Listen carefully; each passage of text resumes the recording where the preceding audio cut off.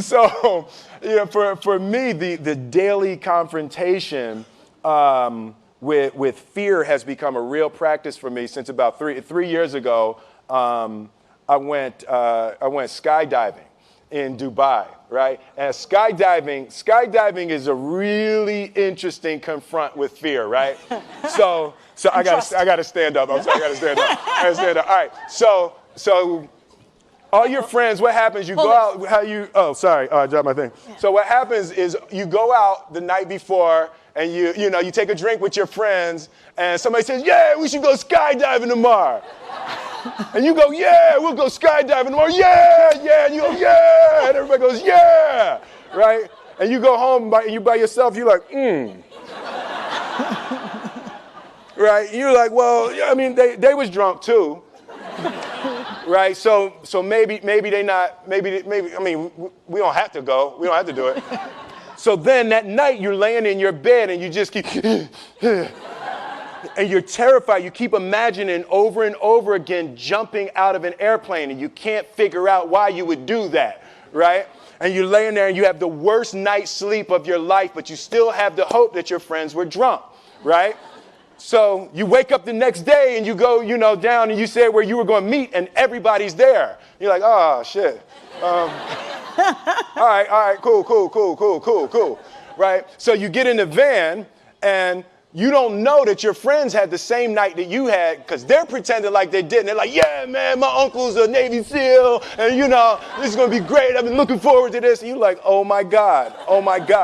And your stomach is terrible. You can't eat and everything, but you don't want to be the only punk who doesn't jump out of this airplane. So you get there, and then you have this safety brief. And you're standing there, and the guys will tell you, well, if the chute doesn't open, what's going to happen is why the hell, what could happen? That the chute wouldn't open, right? So you do a thing, and what you do is your first jump, you're attached to a guy who is going, he's going to walk you out. So you go, and you get there, and there's an airplane, and nobody's stopping. Everybody's still going. So you get onto the airplane, and you're sitting there, and it's extra because you're sitting on some dude's lap, some stranger. You're sitting on his lap, and it's like, you're trying to make small talk. Yeah, man.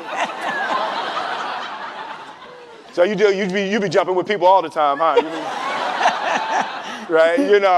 So, and then you just want to make sure, you got kids, right? You got people you need to see, right? You just want to make sure he's serious, right? So you get in there. So everything's normal. So you fly and you go up to 14,000 feet, and you notice there's a light. It's red and it's yellow and green, right? So right now the light's red. So then you start thinking at some point the light's going to go green, but you don't know what's going to happen, right? And you wait and it goes yellow and the light goes green and somebody opens the door, and in that moment you realize you've never been in a freaking airplane with the door open. Right? Terror. Oh, sorry, I'm spitting. Oh, sorry. No, terror. Right?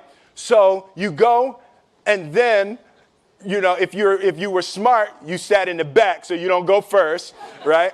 And then people start going out of the airplane.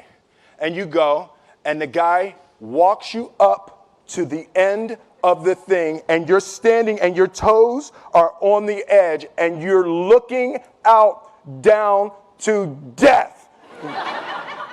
And they say, on 3. And they say, 1, 2, and he pushes you on 2 because people grab on 3, right? Right? And you go, and you fall out of the airplane, and in 1 second, you realize that it's the most blissful experience of your life. You're flying, right? It doesn't feel like falling, right? It's like you actually are kind of held a little bit by the wind, and then you start falling, and there's zero fear. You realize that the point of maximum danger is the point of minimum fear. It's bliss. It's bliss. And you're flying. Right? And you're doing that. And then 20 seconds, 25 seconds, 40 seconds, and you have enough time to just kind of be like, oh, shit, that's that building. I like that one. Oh, you can see the ocean. right? You start doing all of that. And the lesson for me was, why were you scared in your bed the night before? What do you need that fear for? Just don't go. Why are you scared in your bed 16 hours before you jump? Why are you scared in the car?